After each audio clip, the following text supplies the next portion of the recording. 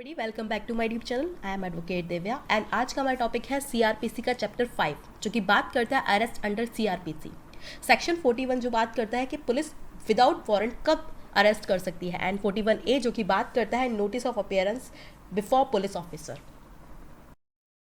Law की well establish theory कि किसी पर्सन को उसकी लाइफ एंड पर्सनल लिबर्टी से डिप्राइव नहीं किया जाएगा एंड यही बात करता है आर्टिकल 21। आर्टिकल 21 गारंटी देता है प्रोटेक्शन की of life and personal liberty. But CrPC का चैप्टर 5 जो है उसके अंदर बात होती है व्यक्ति की गिरफ्तारी की और किसी व्यक्ति को किसी पर्सन को कब उसकी जो पर्सनल लिबर्टी है उससे डिप्राइव किया जा सकता है वह उसको अरेस्ट करने की दशा में उसके क्या राइट्स होंगे उसके बारे में बात करता है चैप्टर 5।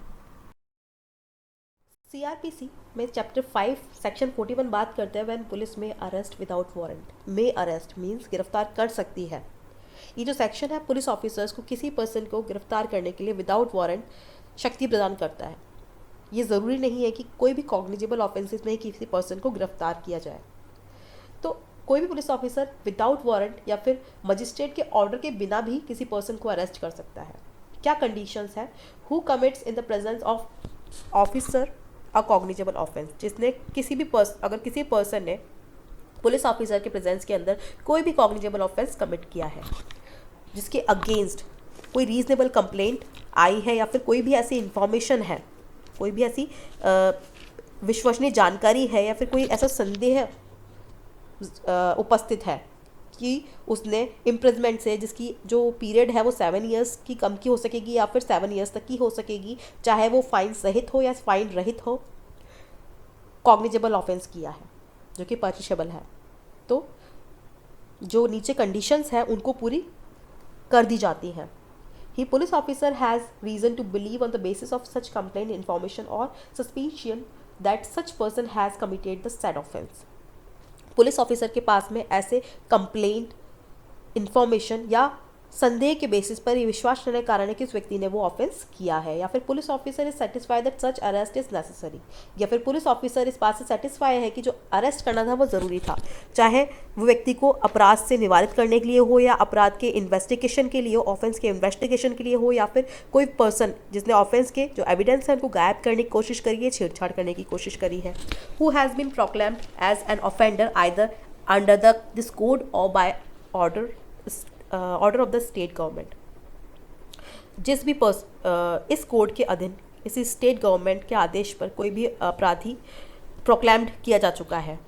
या फिर in whose possession anything is found which may reasonably be suspected to be stolen property and who may reasonably be suspected of having committed an offence with reference to such things। मतलब कोई भी position के अंदर जिसके कब्जे में कोई भी ऐसी चीज़ पाई जाती है जो स्टोलन है, चुराई हुई है एसेट, तो उसके ऊपर संदेह किया जा सकता है और ऐसी चीज़ के बारे में ऑफेंस करने का उचित रूप से संदेह किया जा सकता है। ठीक है। Who obstruct a police officer while in execution of his duty और हु हैज़ एस्केप्ड और attempt to escape from lawful custody. जो पुलिस ऑफिसर को उस समय कोई भी ऐसी बाधा पहुंचाता है या परेशान करता है जब वह अपनी ड्यूटी कर रहा हो, या फिर कोई भी जो उसकी लॉफुल कस्टडी है उससे भाग निकला हो या भागने का प्रयत्न करता हो। And who is reasonable suspected of being deserter from any of armed forces of the union, जिस पर संघ के सशस्त्र बलों में armed forces of the union से किसी भी अभित्यजक होने का उचित संदेह है, डिजर्टर होने का उचित संदेह है, सस्पेक्टेड है। Okay. Next, who has been concerned in or against whom a reasonable complaint has been made or credible information has been received or a reasonable suspicion exists of his having been concerned in any act committed at any place out of India, which if committed in India would have been punishable as an offence and for which he is under any law relating to extradition or otherwise liable to be apprehended or detained in custody in India। Means जो कोई भी out of India किसी भी ऐसे act, किसी भी place पर कोई ऐसा एक्ट किए जाने से जो कि अगर इंडिया में किया गया होता तो वो ऑफेंस के रूप में पनिशेबल होता, जिसके लिए वो एक्सट्रेडिशन से रिलेटेड लॉ और अदरवाइज लाइबल है टू एप्रीहेंडेड और डिटेन इन कस्टडी। नेक्स्ट,